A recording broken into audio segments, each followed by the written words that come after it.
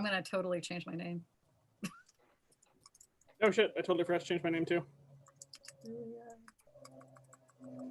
And we're streaming live on YouTube already. Yay!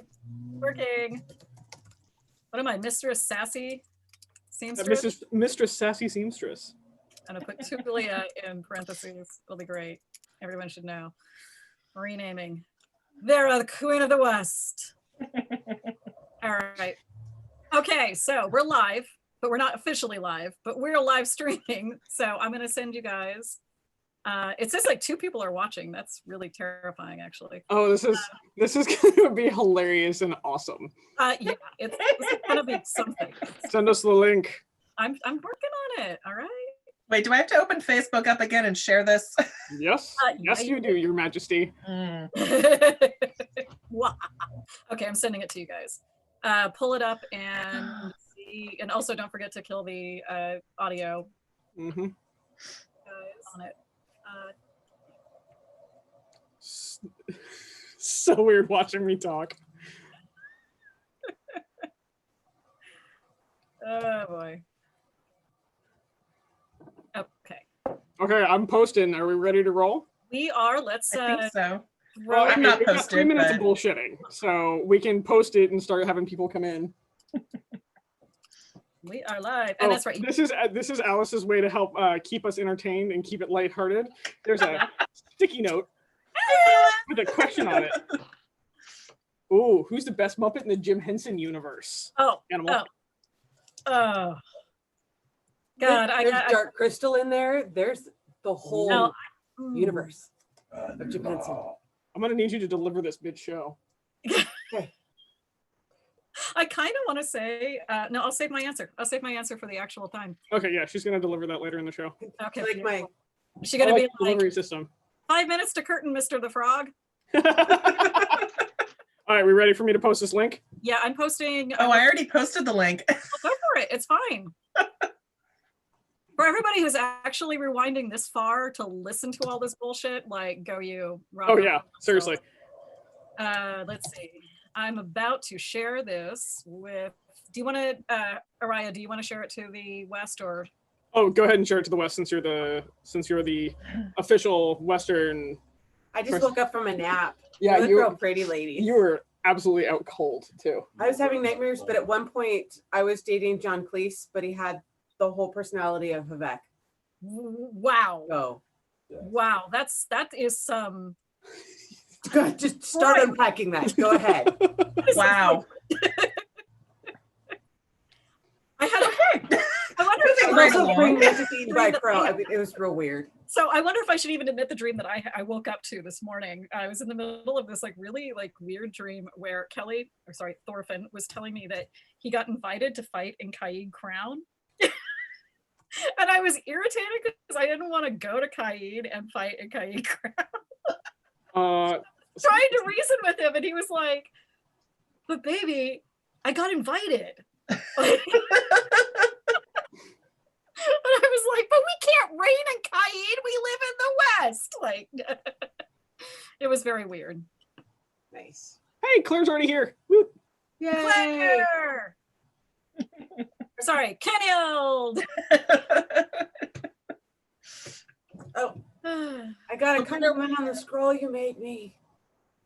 Okay, going now. Love you, Miss Alice. Oh my God. All right. Oh my God, it's almost 7 o'clock. Yeah, 7 o'clock, but we'll just give them a few minutes to show up. So we're gonna. What? On this thing. Come on. I actually had somebody message me about like making sure I sent them the link when it got rolling, and I now can't find the message at all.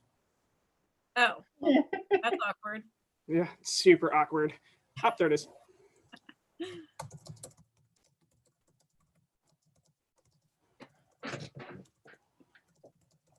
All right, we are now getting people, I think, coming in. Are we?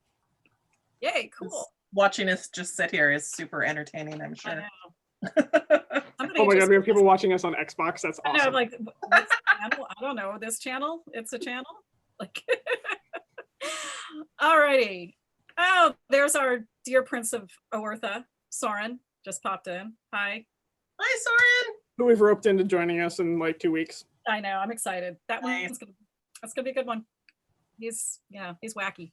Let's see here. Okay, so why don't we just get this freaking thing started? So welcome to Between Two Peers. Today we have Her Majesty Vera, Queen of the West, as our guest host. The three of us, that is me, Mistress Tulia, aka Mistress Sassy Seamstress, and Sir Danger Muppet, aka Helga, and Her Majesty Vera are here to answer your pressing questions about life, the universe, and everything. And as we noted, this episode is brought to you by Gin and Tonics, and I'm actually drinking a Manhattan because I didn't get the gin and tonic memo. So I posted that Wednesday. Well, okay. So, but Auntie Vera's Gen Joint always says, remember, mix with a heavy hand and use lots of lime. So No one wants scurvy. no, nobody does want scurvy. Let's see here. So this show is going to be kind of loosely freeform, but also kind of scripted a little bit. I don't know. We're going to figure it out. It's our first time, and Her Majesty was kind enough to humor us, and we'll see what happens. So, Are we doing take it away, phrasing during the show at all? Because I'm pretty sure this is not your first time. what, mine? Wait, what? I didn't even catch what you said. I said I'm pretty sure it's not your first time. Well, it depends on what we're talking about. Like, I've done a lot of things, Helga. All right, you take the floor. I'm gonna sit here and be snarky at you. So earlier this week, I asked for questions to get sent in to us, and then here's the rules of the questions. All three participants must answer the questions. They must answer them truthfully and honestly. However, we have put a couple rules in place with the questions to save our own hides. One, we'll answer honestly. Please be prepared. Two, we have the right to refuse a question, but we have to explain why we're refusing the question. We're going to avoid political mundane topics unless the show has previously posted that it's going to be about that, because fuck politics. Right. This is to make you guys laugh. There may be serious times and there may be like super joking times, but it's SCA centric, and so we're gonna have fun with it. And please understand, so we had 22 questions sent in for the first episode. We mathed out that we can probably get about through 10, so we chose our top 10. We are saving other questions for later episodes. So please understand that if you sent in a question and it doesn't get answered, it will probably happen at a later date. So I was actually thinking before we get started, maybe we should introduce ourselves a little more fully, like, or especially our guest. Let our esteemed guest give us a little bit of her history. She's Queen of the West, we know that, but what else do you want to tell us, Vera? God, throw me on the spot there. All right, so I have been playing in the West Kingdom since fall of 2001. Before that, I actually started in Ontario, in way off the I-5 corridor in the little college of Lions March, the Shire out there, which is mundanely Pullman, Washington, which is where I grew up. And dancing is what got me into the SCA. We had dance practice every Friday night, and I went every Friday night until I moved to California. That's kind of the summation of why I'm here, or how I got into the society. And suddenly you're queen. she abandoned me as head of court to go be princess. You fired me. I did. I fired your happy ass. Yeah, and you know what happened is I ended up your head of court. Helga. That was fun. That was good. We had a good time. So okay. I'm Helga. I have been in the West my entire life. I have been playing since I was 14. I'm now 33. I'm a knight, a pelican, and a royal peer, and I am full of sass.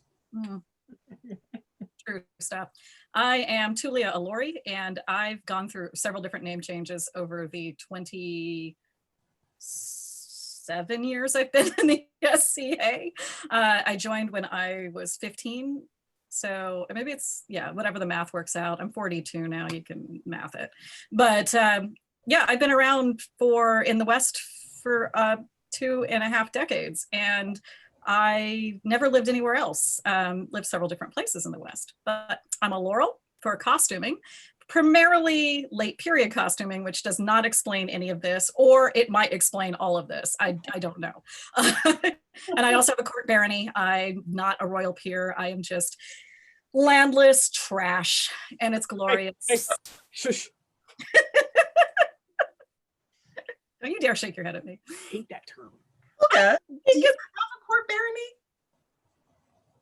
What? Do you have a court barony? No. She's the only one who doesn't have a court barony in this group. Oh, how awkward. I'm the only one without a royal peerage in this group, or a pelican, actually, or a knighthood. Well, yeah, like, you don't have one. I'm not a knight either. There's a lot of two ways going along in this chat. Okay. So let's get to the questions at hand now that we've actually done Okay. wacky. The first question comes from Hans von Wolfholtz, who is sitting somewhere behind me. He says, if I'm going to buy drinks for the three of you, what am I buying? There's a bonus question that goes along with this. Okay. Your Majesty. Were we? What was Because that? that matters in my answer. Wait, what was it? You jumped, you lagged for just a second. Oh, I said, where are we? Because that matters in my answer. That is true. We'll choose mundane bar setting since he is buying us a drink. If we're at Hula's, I'm getting a painkiller. Oh, yeah. Those are good. They're so Otherwise, my default is a gin and tonic. Miss Tulia? All right. My default is a Manhattan. Lately, it's been Sazeracs, but I drink those way too fast because they're delicious. And I end up getting, well, let's just put it this way. I wreck myself before I can check myself. But Manhattans I can sip out a little bit longer, but not every bar knows how to make a good Manhattan. It's true. It really depends on the place. But I wouldn't think your lovely husband would take me to a shitty bar. So of course the place that he would take me to buy me a drink would be quality. So obviously a Manhattan. Yeah, he has a little pinky up about his bars. Yeah, I know. That's what I likes about him. So I'm the person that every bartender hates. I'm either going to go with a Long Island iced tea. Yeah, that's what I'm going to go with, is a Long Island iced tea. Remember that time you ordered the two Long Island iced teas? Holy shit, that bartender wrecked me. I was so screwed up. I couldn't work for the rest of the day. A little bit of background history. Helga and I are co-workers, and there's this bar that's right up the street from our new office that's fabulous. And we go there in the middle of the day. We're like, we're going to get lunch and we're going to eat a little bit and maybe get a beer or whatever. Helga decides to get a Long Island iced tea. It was shenanigans. It came in a glass like this. Okay, bonus question for a quick answer. What is the proper size? Oops, sorry, I have to get back to the questions. What is the proper size cup for using for serving a mixed drink? A correct size. He says a correct size cup. The cup you have. Yeah, whatever holds the liquid. The biggest quart mason jar, or the biggest mason jar you have with a handle on it. Yeah, I think I prefer my Manhattans, as I say this very snootily. I prefer them in coupes, but large coupes. So, you know, or a Maggie mug. Ooh, solid. Shop the Ravens. We should just start selling like broadcast time of like, we'll pimp your wares, send us something and we'll show it off. I mean, like literally, I actually most of my costume is brought to you by Feed the Ravens. So I literally just ordered 2 new Feed the Ravens mugs. I'm so like, Nice. yeah. All right. So second question. Is that me now? Yeah, that's you now. Okay. So from Tommy. Okay. So you're like, I can't pronounce names. You pronounce them. I'm like, okay. And then the first name I get is a Welsh name. All right. I apologize if I messed your name up. Isfail Rindu. I'm so sorry. What games do you play to keep yourself sane when sitting as crown, royal, or court member? Your Majesty, we're throwing you under the bus every time for the first answer. Yeah, you're gonna have to go first. Every time. Honestly, so far I have never gotten bored during court. Whoever is sitting next to me might lean over and start talking to me if there's a weird lull. But for the most part, I have not needed to resort to, you know, playing bingo or anything like that. I've totally played court bingo before. For me, like I actually, so like having been in all three weird spots, as a royal, it's actually just because I normally have to pay attention, but if I'm like not the royal in charge, typically there's a drinking game that involves any sexual innuendo that falls out of the speaking royals' mouths. That got really bad at 12th night. I was not sober by the end of that. I remember that. Yeah. You weren't sober with me. Now, my favorite drinking game while attending court is, or my favorite game while attending court is drinking with the royals. But now actually it's really getting the royals drunk. That's actually the fun part. But, you know, so I've never reigned or sat on a throne of any sort or, you know, baronial on up. But I honestly feel like when I am on court, I don't have a lot of time to get into shenanigans and games and things like that. Although I will say one of my favorite things is to distract the royals from behind the thrones, which I kind of, you know, occasionally people yell at me about it afterwards. But oh, I got yelled at for sending messages back and forth. We were having our court members run messages back and forth. That's a really good idea. We've played Battleship before. Oh, that's good too. Were you just sending each other like coordinates? Yeah, and then there was one court member that had the board that was moving coordinates. That's pretty good. That's hilarious. But out of curiosity, was it a Western court you were doing this in? No. I'm like, why would you get mad about it? Innocence. Yes. All right, we ready for the next one? Yeah, it's your turn. You go. So the next one's from Sunshine, who, by the way, is way cool. If you ever get to meet her down in Aidenvelt, she is sassy as fuck. How do you balance the persona of you versus your real life needs and emotions? In other words, when do you stop being your, you know, Her Royal Majesty, you know, a knight, your peerage? Like, when do you step away from that? So this is my first reign. And it's been a weird one because about halfway through it, we stopped attending events.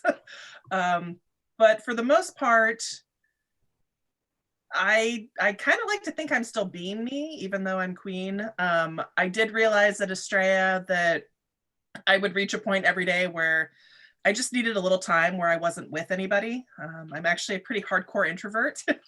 And so after talking to people and everybody wanting to chat with me and all of this stuff over and over and over for hours, I usually about, you know, late afternoon, I would go to my tent and I'd lay down and I might take a nap or I might just sit there with no one else around to decompress. And for me, it's when I'm not at events usually, or Estrella is so long that I needed to find a downtime.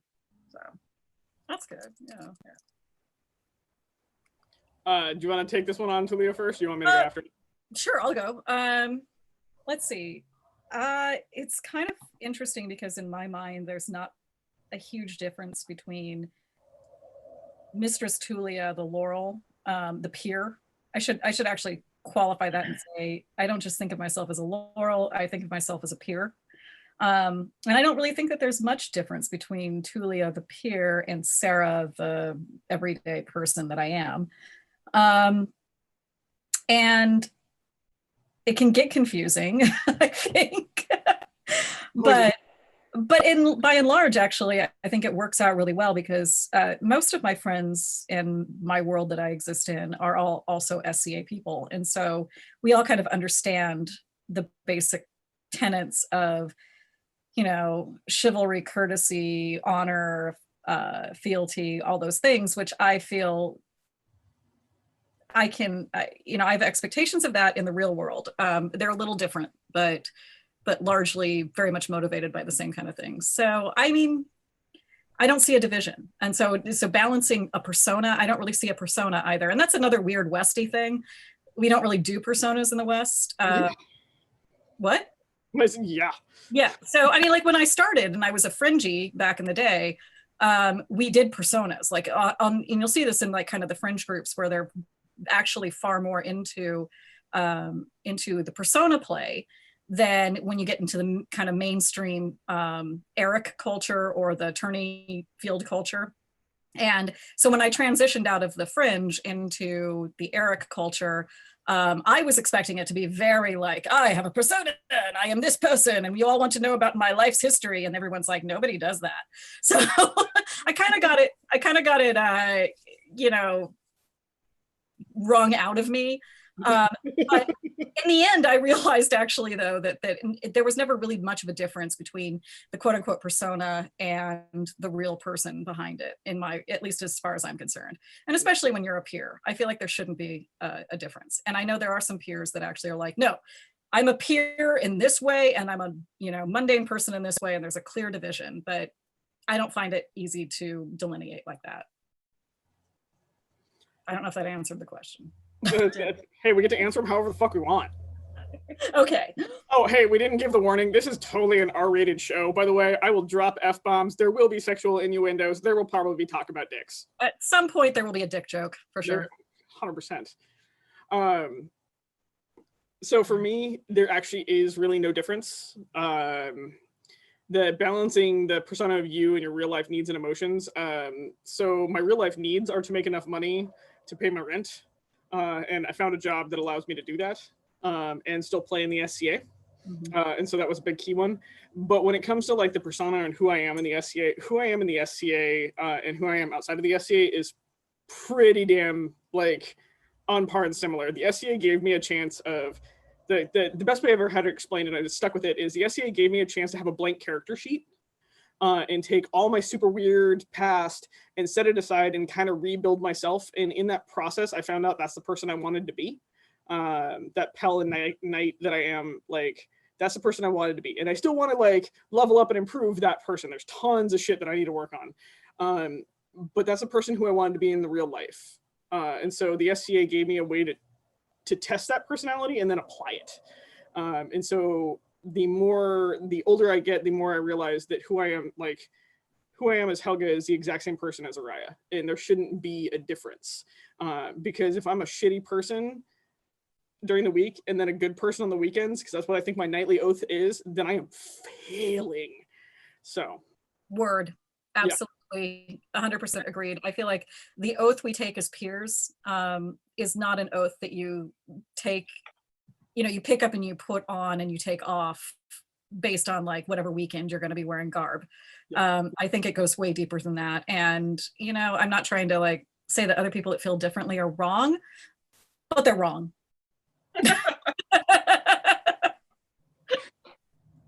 There. Personal opinions. We all warned you. Personal opinions. Yeah. Ready for the next one? Yeah, it's yours. Yes. I just read the last one. No, okay, I'm the next one. Yeah. Oh yeah, I'm the next one. Yeah, okay. So this question comes from Jane the Reborn. How do you handle your personal voice being taken when you become a figurehead, like a royal or a peer for the society?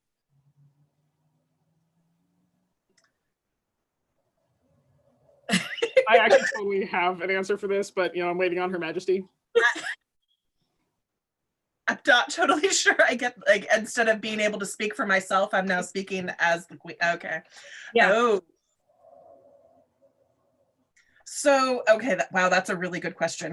That question came in, we were like, yes, that one's happening tonight. Yeah. I like how you guys got prep time for that question and I didn't.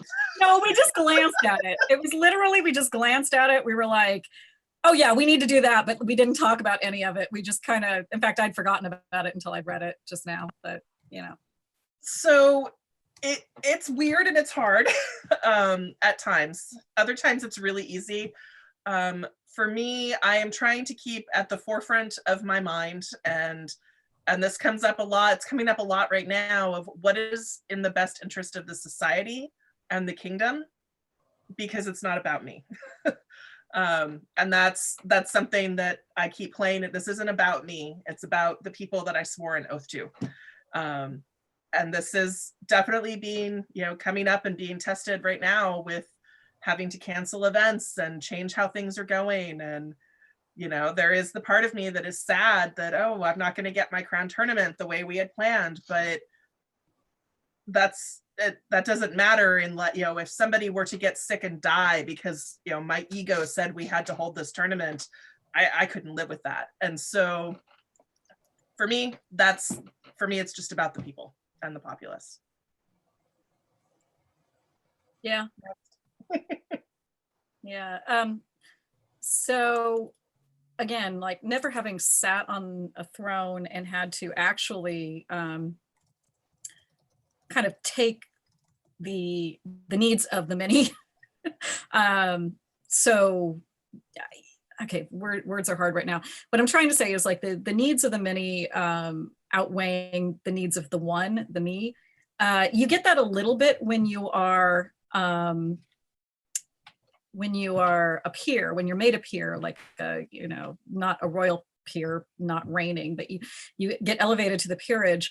You do start to realize that there is a dividing line. And when you were on the other side of it, before you get elevated, you think like, okay, I get to this place, I get the acknowledgement, I get all the accolades and everything that go with it, and I can just kind of coast. And I even had that. And it took me, I think 17 years from when I started in the SCA to when I was laureled. And so I had like quite a bit of like expectation built up when it happened. But the reality was way, way different. And when I got on the other side of the peerage and I became a peer, I started to realize that, my voice carries now. It's not I can just speak for myself.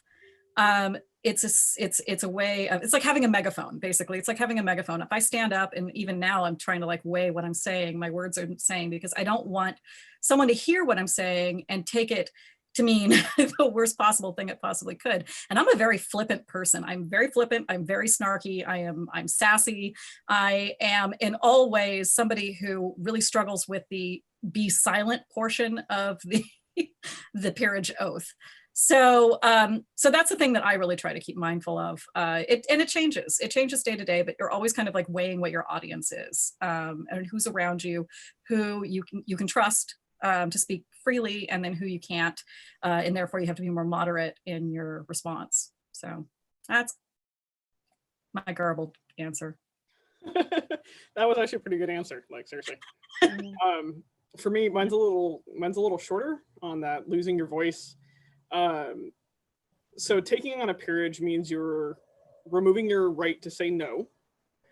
You are also giving up having bad days. And it doesn't mean that you aren't going to say no, and it doesn't mean that you're not going to have bad days. It means that you have to own the reasons why. So as a student, as a non-peer, you can say no, drop the ball, have a super shitty public day, and there's a lot of people that you can fall back on. There's typically a support network, like people are going to go talk to your peer, blah, blah, blah. Once you become a peer, or when you're sitting the throne or anything else like that, you have literally no one that's going to cover your ass besides you.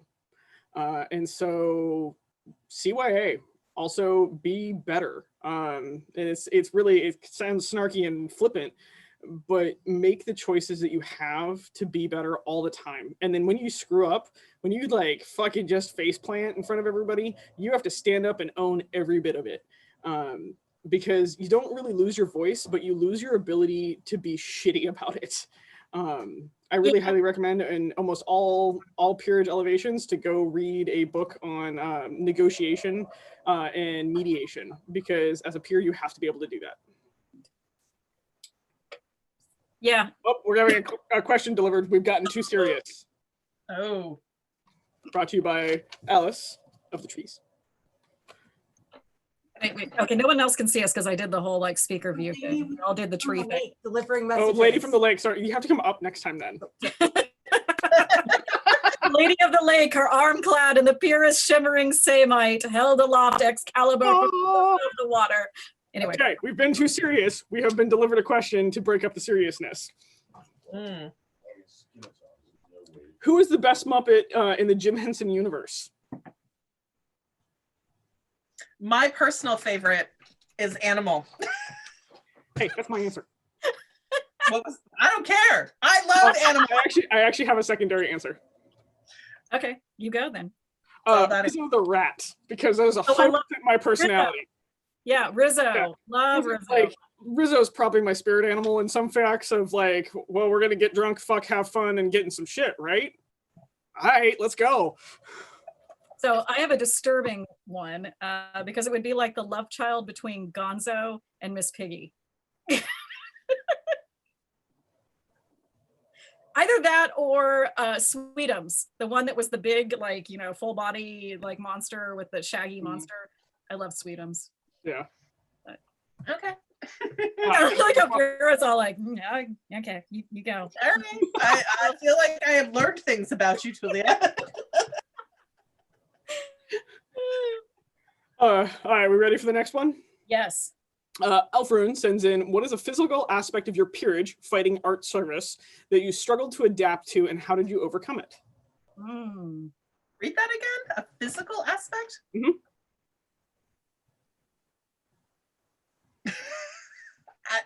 Read I it don't again. even know how to answer that. Okay, I'm passing, and it's gonna come back to me. Okay, so we're gonna. You want to phone a friend? No, I have to think about this one. It's, and I don't. And silence while I contemplate this. Okay, next. I'll take the obvious one, or actually the less obvious one. A physical aspect that was very odd for me to adapt to with service was understanding when I was tired physically, and like emotionally. But like I would go and go and go and go and go until I dropped. And so the hardest thing for me to do actually for out of service is so Pelican was knowing my body well enough to actually be like, I'm tired. I am not setting up that pavilion. I'm sorry. And so that was a really weird one for me because then I feel like I'm like disappointing people and they're not going to love me anymore. You're right. My love is completely dependent on how much you can do for me, Helga. There's a lot I can do for you. You just haven't asked yet. Hey, girl. How you doing? You don't even know. None of these people know how like our torrid flirtationship has gone on for so many years. You stop. I think actually my answer is very similar to Helga's answer but it's in a different context because I'm a Laurel. So what I make is physical. Like and that's to say not all Laurels do a physical art. There is, like music Laurels, there's research Laurels, there are other types of Laurels that do things that are not necessarily physically intensive. But what many people may not realize is sewing is very physically intensive. And I've actually hurt myself. I've caused like permanent injury to my body from hand sewing. And one of the things when I was kind of in this push the last couple of years before I got laureled, I was really, really, really pushing myself intellectually and creatively and physically to be as historically accurate as I possibly could.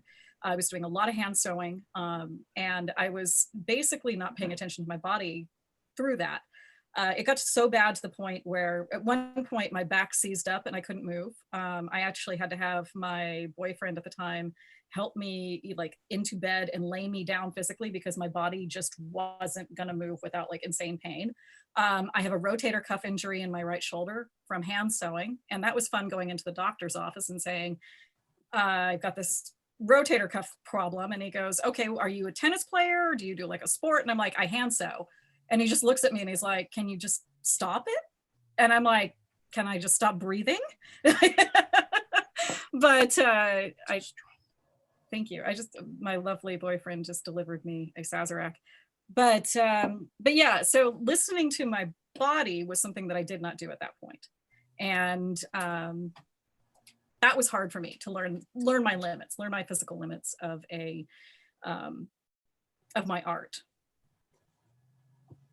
All right, Vera. All right. So, well, honestly, both of those are fabulous answers. And while I am not a Laurel, I do sew, and I totally get the figuring out how not to injure yourself because I have done so much sewing that both of my forearms were cramped up and my hands were going numb, and I have definitely pushed myself way past that, and I have done the I'm too exhausted to be of service anymore thing. And you kind of figure those things out as you go, or at least hopefully you figure them out as you go. I know one of my personal things was reaching a point where I'm like, I can't go to everything. I cannot physically be present at everything. And it's not, sometimes it's financial, but there's also an element sometimes of, you know, mentally and physically, I just need a weekend at home. And sometimes it's really hard to say that, especially when you are in the middle of, say being somebody's head of court and saying, I'm sorry, I can't do Estrella this year. We're gonna have to have a stunt head of court for you. I can be at these things, but this is my limit for what I can do. And it's really hard, but at the same time, showing up and half-assing it doesn't do anyone any good. So can I ask a follow-up question to that, Your Majesty, which is, you were head of court when Uther won for you. yes. Was that hard for you to let go? I you know, we joke about the fact that she fired me, and she actually had to, because I was starting to plan evening court. Yeah. And the order of business and I was not giving up that job, even though I had taken on this other one. I'm like, I can do it all. And she's like, no. I'm like, I need you to actually go be my princess. I don't need you to be my head of court. I can survive this by myself. Like, I've got extra people. Go away. I love you. Go get ready for court. Do you want it was really hard. That was hard. I'm like, I can do it all. and she's like, no. And I did, there was one event that I went to as Crown Princess that I actually attended their then majesties during court, mostly just to be sassy and, you know, because I was a disobedient teenager at the time and I do what I want. You don't know who I am, Mom. That's right. I can do what I want, Mom. Yeah, I mean, yeah, no, that's when those jokes started where I'm like, I need you to not do this. And she'd be like, can't make me, Mom. God, I wish I was there for those conversations. That was amazing. Oh, a lot of God, yeah. We had the so best mom ever. The one, that was terrible. I made her clean her room. did you ground her? She's I not told her allowed she to didn't have talk any boys over until she cleaned her house. Good. One of the things to kind of just tack onto that is that after, you became Crown Princess, Vera, little Miss Helga with the I can do anything and everything was like, I'll just be my own head of court while I'm queen. No. Whatever. No, and that's when I was like, she walked into work one morning and she's like, my hair is on fire. And I'm all, let me take this full plate from you and I will help you. Yeah, then she saved me from myself. Yeah. But no, I mean, that's the thing though, when you have a solid crew that you can rely on, when there are, hiccups like this, Vera, you are going to be in this position for a lot longer than you anticipated. Mm-hmm. You need backup and being able to have like people that you can count on. And Helga, when your head of court wins, court or a crown, what do you do? Still likes me, weirdly enough. Yeah, no, I still love you lots. Yeah.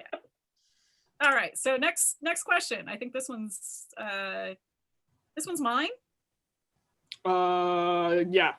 I think this one comes from Duke Gar from he's in Tarnwest now, and he says, "How do you handle the great?" He puts this in quotes.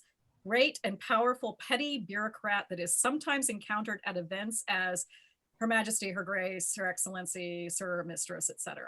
So I think it's kind of a question that is about how do you deal with that asshole? Petty tyrannies, the people that get a tiny amount of power and think that it's just like their excuse to run roughshod over everyone. And I don't think it's necessarily, I'm just going to say this before we kick the question over to Her Majesty. I don't think it's necessarily a petty bureaucrat thing. I think people in all of our levels of the society can fall prey to that mentality. Oh, yeah. Yeah. So my answer is politely. Which sounds really weird, but it's actually when someone comes at you, being polite back to them completely throws them off their game and takes them out of what they were doing. you know, in my time in the society, long before I was ever queen, long before I was a peer, I've had people be incredibly rude to me at times because it happens to everyone. And if you respond with kindness and being polite back, it ends the discussion very quickly. Be it, I'll bring that to their Majesty's attention, or I will consult with my king about that, or I'll take that to the council. You know, whatever your answer is, responding politely tends to end the conversation very quickly. And then there's also the part of me that I just ignore them. If what they're doing is ridiculous and doesn't make any sense, I go about doing whatever needs to be done. And if they are being cruel, your answer is so much more adult than mine. Well, so here's the other thing. If what they are doing is damaging other people, that is a different answer. And at that point, I come in a lot harder about that. Because I can take a lot of flack, but I'm not okay with other people being attacked. Mm-hmm. And so there is a level of, okay, do I need to protect and defend somebody? Or do I just need to make you go away? Yeah. And that's actually really close to my answer. So if somebody is being that asshole to me, I tend to go with Vera's route. Be polite, negotiate, actually have a conversation. A lot of times, most people are acting that way out of fear. And if you can understand their fear, or if you can understand what's going on and give them that space to actually, most reactions like that are like a side effect of anger, fear, something is going on. And if you can disengage that fear, and if you can disengage that anger and actually get down to the problem, most of the time you can actually deprogram them and reprogram a much more politer response real quick. So giving them that space and trying to do that. However, I have a rule. There's ask, tell. I'm going to give you 2 chances to do that. I'm going to give you all the rope in the world to, you'll sit and you can engage with me and we can talk. You get 2 rounds of that. And they can go pretty long. If there's the 3rd time where it crops up again, go fuck yourself.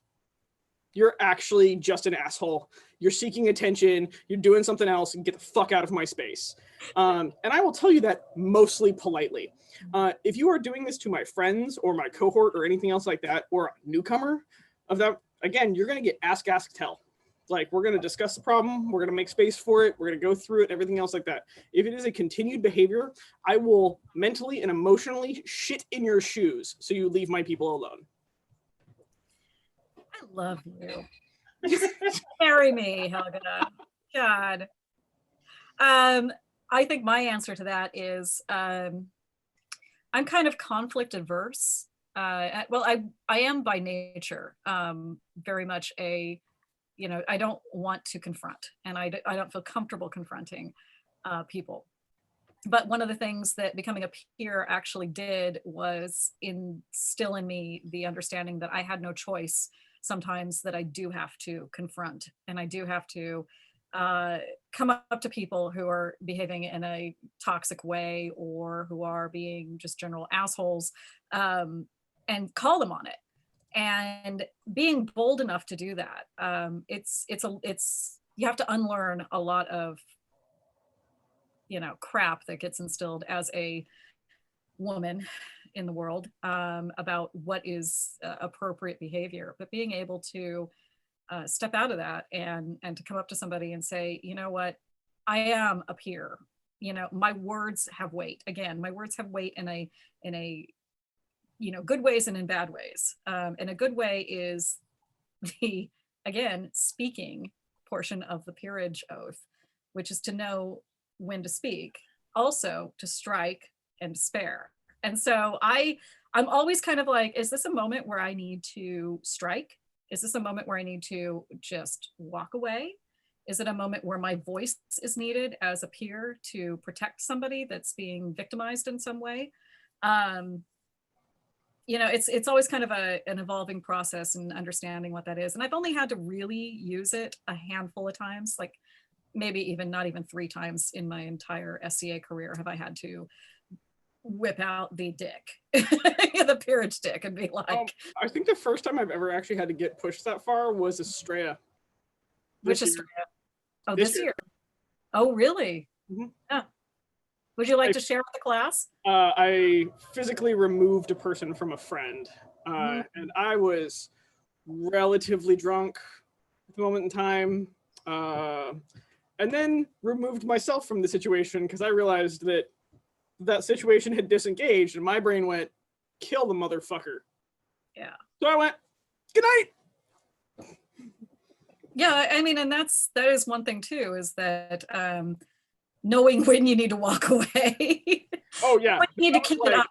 Kick it hard up. roll, be there. Hard roll, walk away. Exactly. And also know when you need to kick it up the chain. So, and I'm assuming the queen is like, there's really, you know, that kind of the buck stops there at the throne. But one of the things that is kind of nice when you're not reigning in any sort of situation is if it gets too hairy, you can always just be like, well, let me go grab their majesties and let's have that conversation. I don't know how that feels for you, Vera. Yeah. Yeah. So I do not want to curse us. So I'm No. going to knock on the wooden table I'm at a bunch here. But we have been pretty fortunate in that we have not had to deal with anything really horrible like that yet. So You've just got again, to I'm knocking on wood a bunch. you've just got to survive the plague. Stay home, stay safe. All right, next question. Helga, you got it. Sorry, I was Alice and I are arguing if we have a lemon or a lime tree, and she's totally right. We have a lemon tree, so Oh. I am now just calling it a citrus tree. Fine. So the next question is from Sophia. If you could go back, or sorry, I just like totally tripped over my own tongue there. If you could go back and tell yourself something when you first started playing the SCA, what would it be?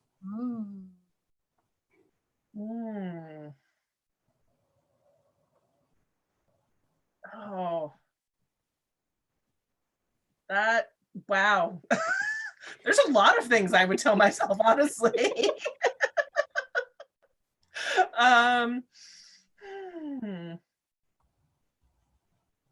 Wow. How to pick one?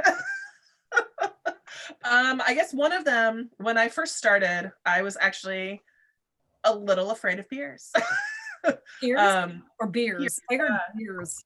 Yeah, I heard beer too, and I was just like, is it gonna chase you? It might, you don't know. Mostly just the group I started in, we really didn't have any. Like there was one, but she didn't play, like we didn't see her a lot because it was mostly college students, and I totally get it, not, you know. But so I didn't know any, and they were kind of this like nebulous thing over there, and I wasn't sure if they were nice people or not. And you hear all the bad stories of somebody's like one person's bad interaction with the peer, and that story goes around forever and it sours them for years, and then they spread that to all the other newcomers, which is sad, but it's true. And so if I could tell myself that, I definitely would say, you know, they're just people. Pretty legit. Yeah. Lime So tree. I would like to know. Sorry, lemon tree. Lemon tree. The lady of the lake has brought us lemons. I know my lime tree looks a lot like that. Oh my god, they smell so good, guys. Oh, that's a I want lemon drops.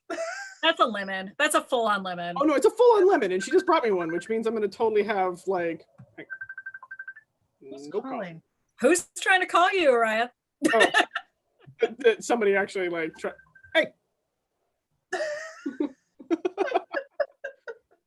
Well, okay. So can I answer that question? I guess yeah. I'm going to. I think for me, it's more of an evolving process. When I first started, I wanted to wear pretty clothes and I wanted to romp around in a field of wildflowers and, you know, kind of have that romantic notion of what the Middle Ages or ye oldie timey would be. And I got that for the first several years of my SCA life. It wasn't until I got deeper into the game When I say the game, what I mean is I kind of transitioned again out of the fringe into the mainstream culture of the SCA. And then I started to realize that there were things at stake, and how good I was at things, how I behaved, all those things mattered and would be tallied up, and kind of at the end of the however long it took, all those things would be weighed against me, and I would be decided whether or not I was worthy enough to be elevated to a peerage or to get that tchotchke or whatever it was that you wanted, you know, or that I was striving for. And I think I am a person who is motivated by a goal. So I'm pretty goal oriented, but I'm also not competitive. And I think where I got into the competitive stuff was where I started to see my undoing. And I think if I could go back and tell myself earlier on to just allow the process to take its natural course, it's gonna be what it is, regardless of how much you beat yourself up over it. I may have had a lot less like of a fraught existence in the SCA for several years. But it is true. And the problem is, though, is that I had peers that would tell me that. My Laurel, Duchess Juana, would tell me all the time, like, just relax. It's going to be okay. It's going to be, you know, it is what it is. You're doing fine.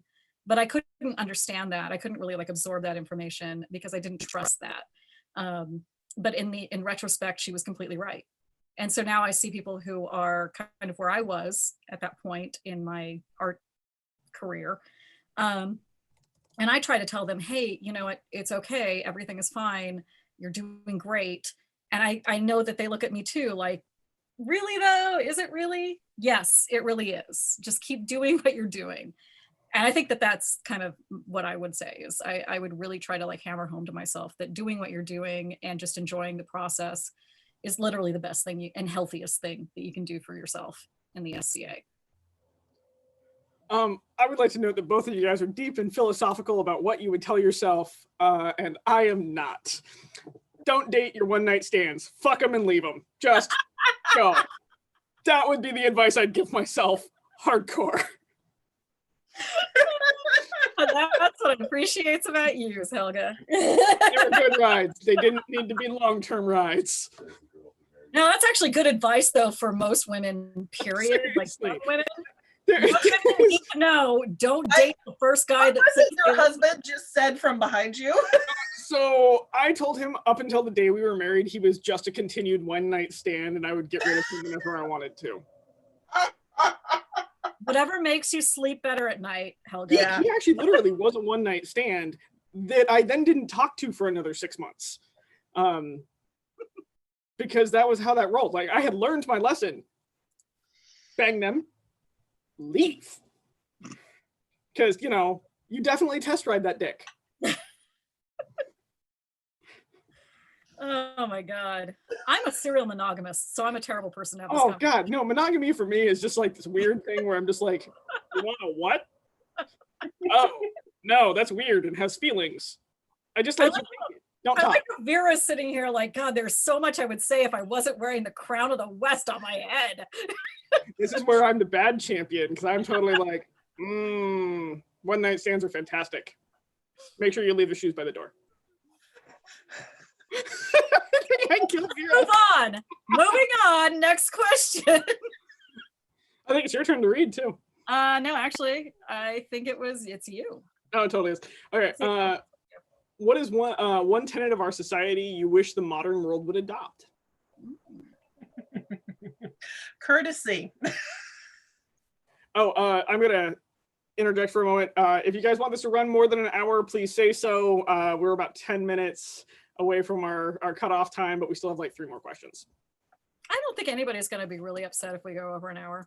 No. They'll just stop watching. Yeah. My answer is courtesy. I think our whole society would be a lot better off if we were polite to each other. Mm-hmm.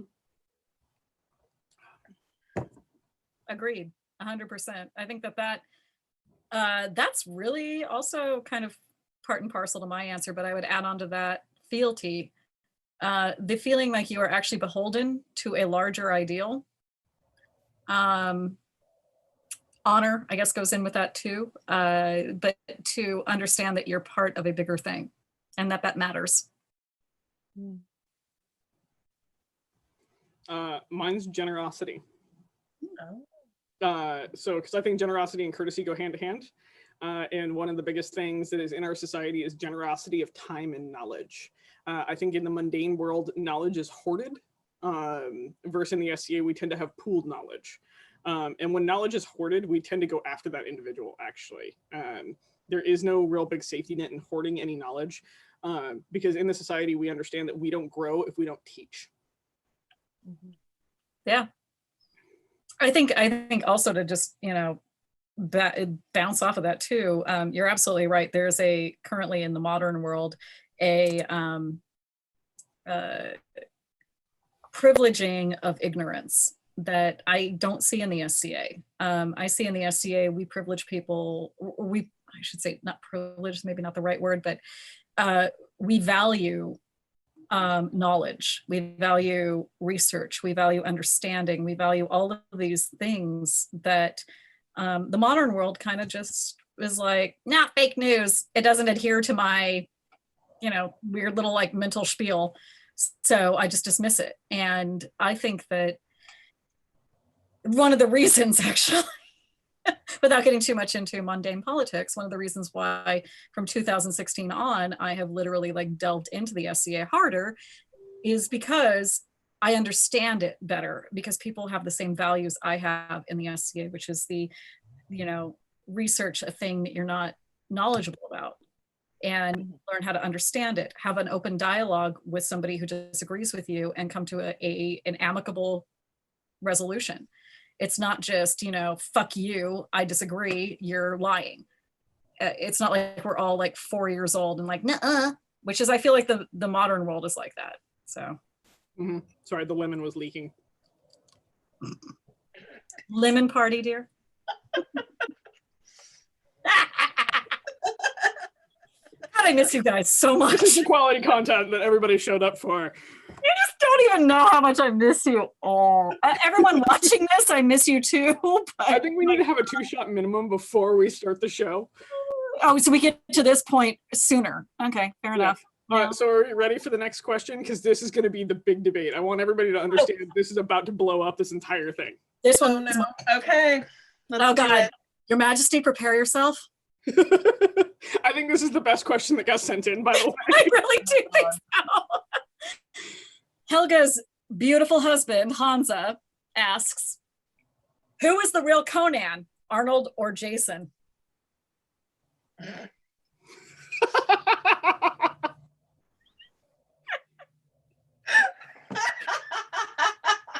Yes, damn it. Yes, that is the answer. Yes, that's the Yes. Both. I have feelings. I have a lot of feelings about this, though. Like my old school, I grew up with Arnie as Conan, and I mean, dude, Arnie's Conan. Like that's who I grew up with. But you know, Jason is. Who doesn't want to see Jason sword fight? Let's be honest. He's pretty. He is pretty. He's pretty. So my answer is yes, and I stand by that. Next. Next. Hey, we get to answer too, unless Your Majesty wishes us to move on. The next person answers now. Oh. All right, I'll go. I have feelings about this. Arnold. Arnold is the only Conan. Although Jason Momoa is very beautiful.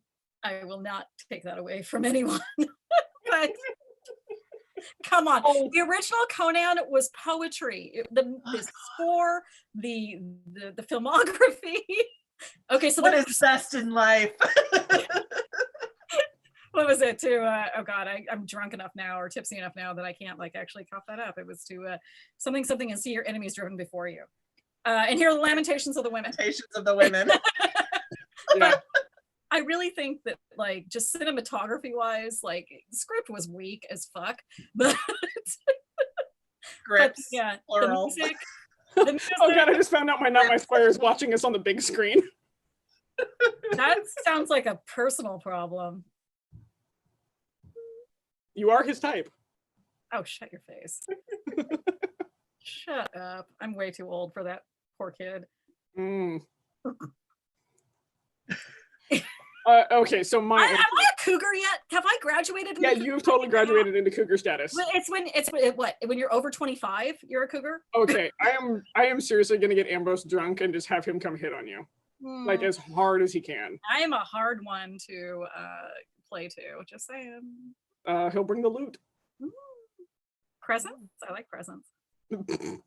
Um, I really hope Thorfinn's not watching this. so I just realized that my aunt is watching this right now and actually messaged me on the thing saying she's paying attention, and then she's gonna give it its full attention later. And I'm just like, oh my god, I was literally just talking about how her nephew was a continued one night stand.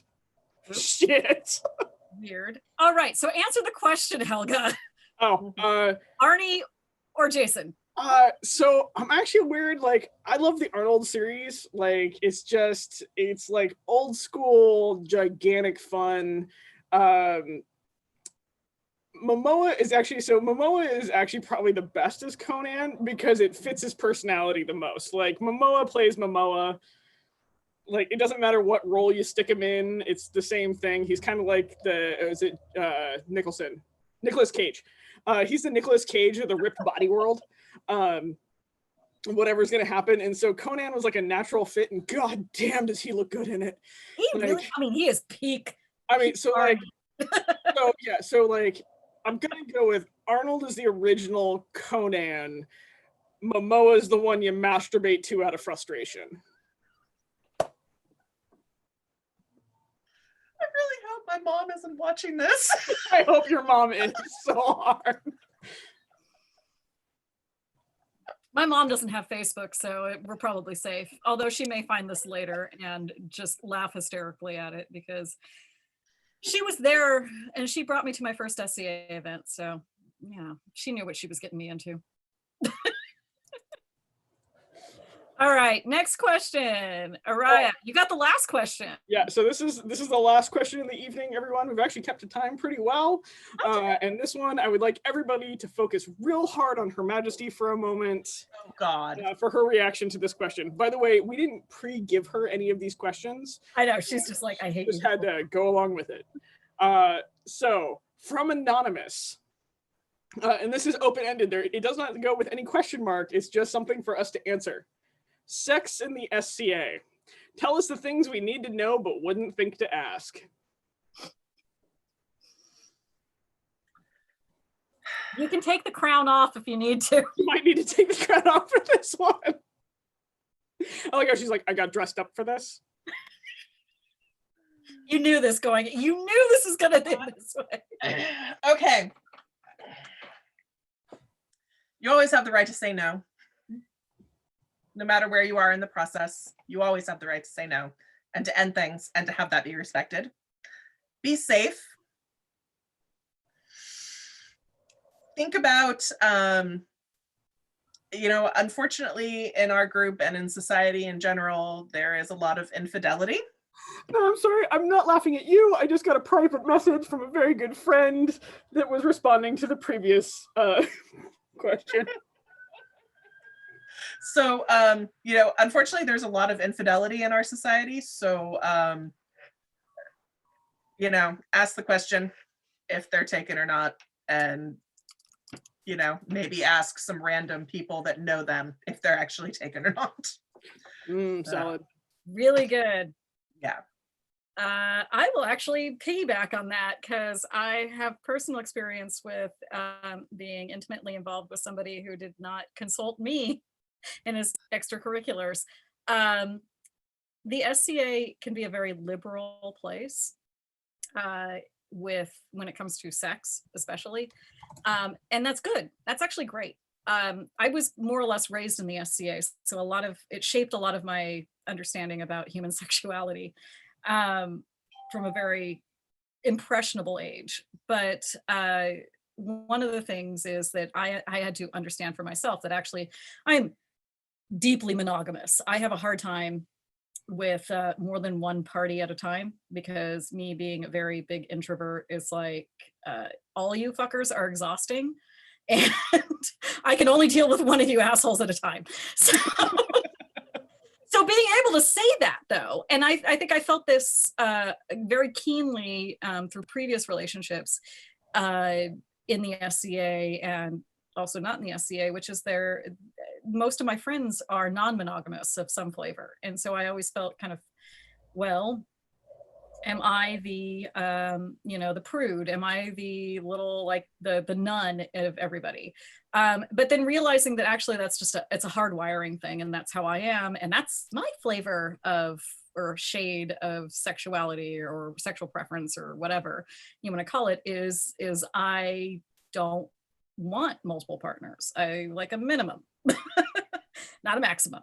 And being able to say that and actually advocate for that was something that it took me a long time, well into my 30s before I could actually admit that. And I went through a lot of pain and suffering trying to get to that place.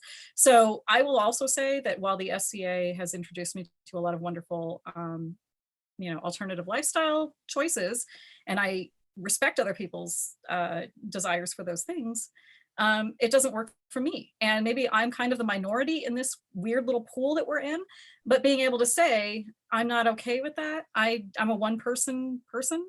That's also okay. That's, I think, what I would say. Yeah. You two are so serious. Shut your face. I realize that I'm the comic relief. You are the comedy relief. How does that make you feel? Whatever. She's Danger Muppet. Danger Muppet. That is the nickname I have chosen to ride into the ground. Hey, girl. Hey, girl. Hey. Also, I will say I am a ridiculous flirt, though, which is sort of weird. I don't know what that means, but whatever. Continue. So my odd things of, actually, I'm gonna go read this again just for like shits and giggles. Things we need to know but wouldn't think to ask. So it's already been covered that like consent is a huge thing. Consent is a giant thing. I will tell you that as a knight, and actually as a woman, if I ever hear that somebody broke consent, they are my problem now. But on the fun side of things that you should know that you never think to ask. Most people are going to tell you the tent walls are thin and turn off your fucking candle. Unless you really want to have a show, and then please provide a bag of popcorn outside of your tent, because you will collect an audience that is going to turn into like Peanut Gallery. Okay. And MST3K. Sorry, I was just. Oh, it's the best MST3K. That's my favorite MST3K. You're wonderful. Thank you. I'm really jealous that both of you have people delivering fresh beverages to you. Your Majesty, we could DoorDash stuff to you. Yeah, well, and she's gonna get up in the middle of this. To get out of the chair to go to the door. They don't actually come into the house. She's gonna get the door in full regalia. You're delivering this to a well, we'll have to say like must be hot delivery dude in like short shorts. Oh wait, do we get like the delivery guy porno at this point? I don't want to like. Don't leave the crown on. They banish the delivery man. That's really inappropriate. Yeah, don't record that. Don't record that. Don't record it with the crown on. That happened to somebody. It was a very bad thing. So actually, amusingly enough, the thing that I'm gonna tell people is they understand your friends are gonna hear you having sex and get over it. Because tent walls are thin, you can bite the pillow. Who gives a shit? Have a good time. Like whatever. Like we all understand it. I mean, don't be a screamer. Like, I was witness to somebody that was loud enough that the coyote started calling back. That was amazing. There was probably 30 of us outside that tent at that moment in time just being like, this can't be real. No fucking way. And then we heard the coyotes and we were like, I think we're all the fuck out. It was tits. So it's the things you don't think to ask or like should know. Baby wipes are key. Baby wipes are your friend. So are condoms for quick cleanup. I mean, honestly, just practice safe sex. Like fucking wear a condom. Yeah, always have your dude wash his balls. Seriously, if you especially after fighting, his balls have been in his cup all day. It doesn't matter how hot and heavy you guys are or anything else like that. You get hot and heavy with a fucking baby wipe. Just get in there and scrub that shit, because that flavor will stick to your mouth. Like, seriously, it will stick. It's not You okay. want to take the chain of office off too, Your Majesty? It's gonna get caught in my hair and be really awkward, so we'll just pretend I'm not wearing it. Desperate times. Yeah, so cup funk, not okay. Brush your teeth. Just cover it. Brush your teeth. Brush your teeth for sure. Brush your teeth. Like, seriously, brush your teeth. Be Wear nice. deodorant. Like, there is nothing sexier than being an adult. If you're about to go make out with somebody and everything else like that, and you're like, I'm sorry, my breath is terrible. Let me be right back. I'm going to go deal with that for you. Believe me, that chick is going to walk back. You're going to walk back in, and that chick is going to have a runway to her vagina set up because you took the 30 seconds to think about what your flavor is like. Yeah. Life tips by Sir Helga. Give the best advice. Well, I mean, stuff you don't think about, like you're getting all hot and heavy at events and everything else like that, and then you're just like, you taste terrible. Like, no, I'm out. Like, fuck off. Like, no joke. You want to land that chick? Fucking brush your teeth, wash your balls. Like, and chicks do the same thing. Like, seriously. I really hope Anonymous is listening attentively. Oh God. Yeah. So I'm trying to think of like other weird shit. There's a lot of weird shit. All wooden slat beds creak. Don't ever think that you're gonna be quiet. Just fuck on the floor if you want to be quiet. Put a towel down. For God's sake, put a fucking towel down. Hay causes interesting rashes. I do not know that personally, by the way.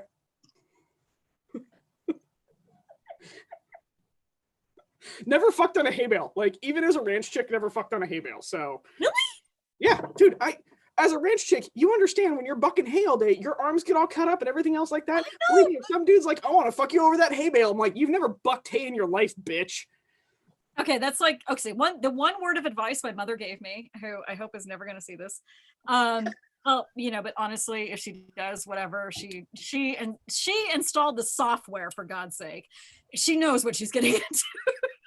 Is when I was like 15-ish, she was like, I've got one word of advice for you. Never have sex on a beach. And I'm like, yeah, don't sex on a beach is dumb too. Like, he's like, you get sunburned really bad and sand in places you didn't even know existed. Well, that's when you just stand up. Like, if you're having fucking sex on a beach, just stand up. Just remove your genitals from the sandpaper. Well, apparently they didn't understand that in like the late 60s, because oh my God, people need to like just take the 30 seconds to think about what you're fucking on. Actually, that's my weird SCA advice. The 30 seconds to think about what you're fucking on. Also, you're never the only one fucking on the warfield. When you come across another couple, high five them, walk on, find your own goddamn spot. It is not sacred. Everybody fucks on the warfield. End of story. Like, it is not some romantic getaway. It is just a spot people find in open space and then hump. Like, that's it. The only thing my boyfriend does on the warfield is pee on it.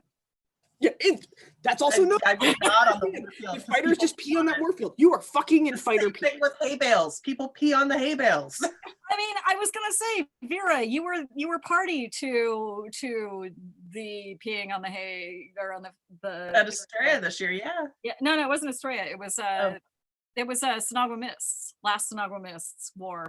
On the warfield, yeah. Thorfinn, who is the story I'm about ready to just throw him under the bus with. Y'all want a Thorfinn story? You want a Thorfinn story? I'll give you a Thorfinn story. Oh, I know exactly which Thorfinn story this is, and which one is it? Is it the comet story? The what? The oh no, that one's pretty good. No, I'm not going to do that one. No, We're going to save that one for far more drunker times. But this more recent thing involved peeing on the warfield because orphan, but also a lot of Jen, and he got wrecked, and it was pretty fucking hysterical. Mm-hmm. Anyway, yeah, I guess my story isn't really that good because I'm not willing to really like commit to it on video. I like how she was like started into it, and then the sober brain caught up with the alcohol brain, and it went, like, shut up. We're not going to go into this, where it's being. That is the story you share around the fire pit, not on video. I love how Her Majesty is all demure, and she was part of it. You suck. I might have been present, but none of it was my fault. Of course not. Never. So you were just a No. witness? You might have I was a nailed him- witness. You might have nailed him a few times with a lime. I actually never threw a lime. You didn't throw a lime. Oh, okay. I might have brought all the gin, but I don't admit to that. Well, then he drank all of it accidentally because Helgi poured it all into his cup without telling him it was 100% gin. And that you're an adequate friend. I am an adequate friend. You are arguably the worst girlfriend ever. Arguably, probably true though. Anyways.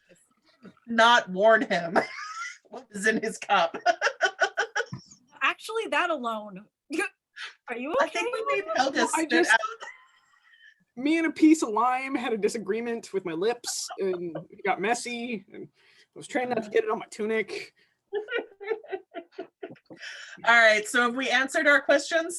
We have in fact answered our questions. We're just now like, Do we want to do you know. a bonus one? okay, Just- do a bonus. Oh, I got a bonus. There's actually been a bonus question. Okay. What was it? Where did it go? Hold on a second. It had to do with peeing, or at least in my brain. I was like, oh, that's a really Oh, good- what do you do if you're stuck in Grand Court? Yeah, Oh, kind it's of like Maggie's one of those question. things. It's on my Facebook. What was that? It's Maggie's question. Yeah, where? Yeah, it's down at the bottom. It's okay, I've already got it. Oh pulled yeah, up. Maggie's question. When a great court has already gone on for 3 hours and you really have to pee, and then someone who likes to use 1,000 words to say what could be said in 40 gets up to speak, what do you do when you're on the dais? Whatever. I read that word, I don't say it. So funny enough, this is actually something you get a lot of advice about before you step up. Because it's happened to everyone who has reigned. And so the first piece of advice you get is do not drink anything for the hour before court starts. Nothing. Oh, you fucked that up. And go to the bathroom a bunch and go immediately before court starts so that hopefully you can make it through. I have not been stuck in a 3-hour grand court. That never happened to me during the reign. I was in some long courts at a 12th night, and if you're the one hosting court, you don't ever really, at least I never really ran into the, oh my God. And dude, you can always pause court, but the big thing is you can leave and come back. Like, I was in a long court and the person next to me was kind of like freaking out, and I'm like, just go. And so she hopped up and she very gracefully left and then very gracefully came back in. She wasn't the one talking. No one really cared that she needed to duck out for a minute. So just leave and go if you have to. It's better when you're not the one actually actively hosting the court. If you're just auxiliary, you're up there on the throne. Your You can window just- dressing. You can literally just get up and be like, Yeah. "Uno momento, por favor," and like, bounce for a few. So having had to do this twice is personal experience. One while being a guest at a court, one while hosting the court. Well, being a guest in the court, you just politely take off your crown or your coronet and you set it down. You excuse yourself before the person starts talking. You zip out and you leave the side door as much as possible. Do not walk down the center aisle. You basically remove yourself from the view of attention and go do what you need to do. While hosting, throw your bard under the bus super hardcore.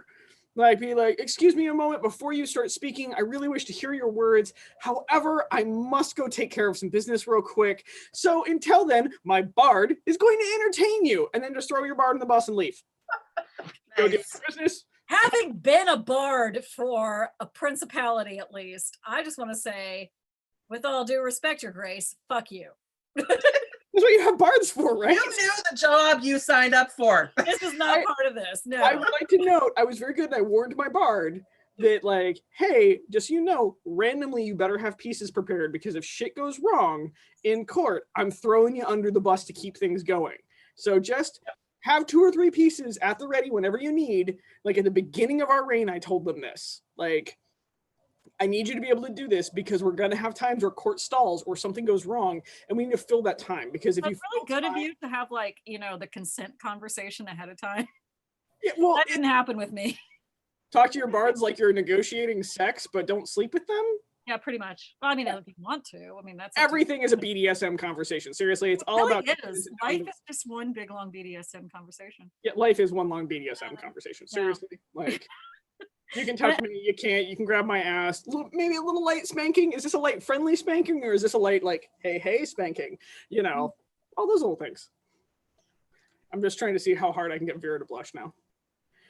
Also, a note that Anonymous was definitely listening and cracking the fuck up the entire time. I am so happy to know that Anonymous, Animus, yeah, Animus, yeah, that they are enjoying the spectacle.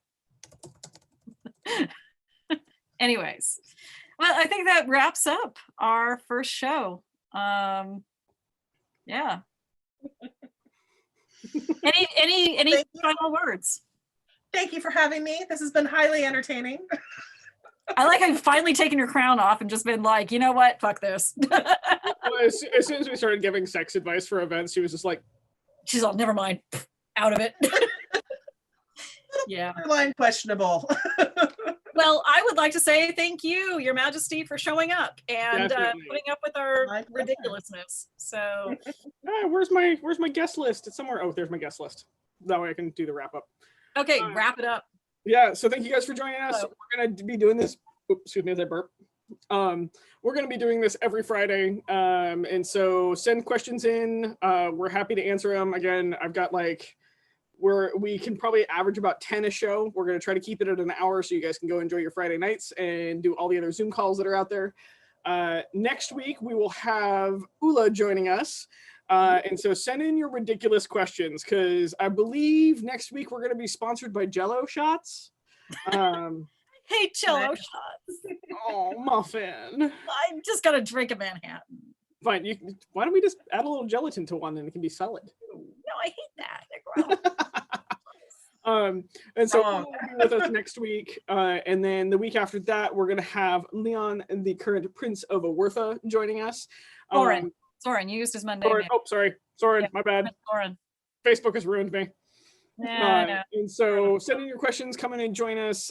Please feel free to send us feedback. We would love to improve this because this is actually all about keeping you guys entertained in this downtime.